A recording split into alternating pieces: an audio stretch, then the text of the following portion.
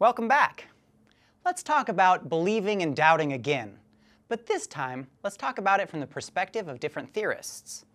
You see, new theorists often get some of their best ideas by considering the ideas of a previous generation. In fact, it is often the case that a new approach is born out of doubting the last one. In other words, often these approaches will demonstrate sharp contrasts from one another. As a result, what ends up happening is that we often move from one extreme to another extreme. This concept, which exists in fields such as economics, art, science, music, and literature, will be referred to as the pendular swing, meaning the tendency for one movement to replace another movement through a reaction of the perceived deficiencies of the former. For example, in art, we have two movements at extreme ends of the pendulum. First, we have abstract expressionism. This type of art appeared around the 1940s and 1950s at the end of World War II, and focused mostly on various shapes and colors, representing a mixture of emotions and expressions.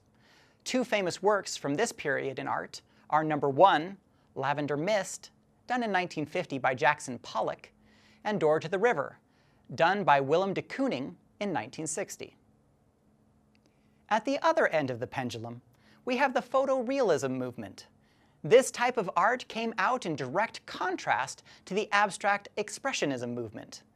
This type of art appeared in the 1960s and 70s and focused on creating recreations of realistic scenes, often taken from a photograph, and adding artistic enhancements to make the scene even more vivid and lifelike. Two famous works from this movement are Self-Portrait, done in 1969 by Chuck Close, and McDonald's Pickup, done in 1970 by Ralph Goings.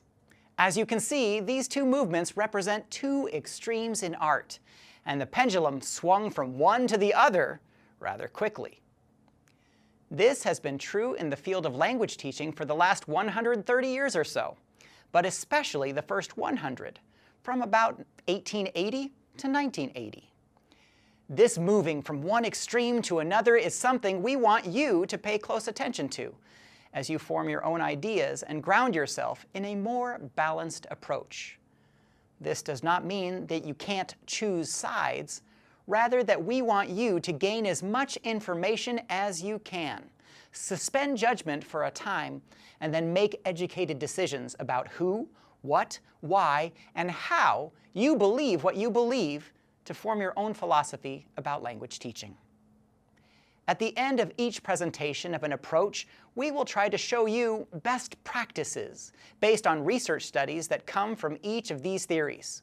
In other words, rather than swinging back and forth like monkeys on a vine, we would like you to consider what good was learned from each approach and what we can take away with us through an examination of each period in language teaching history.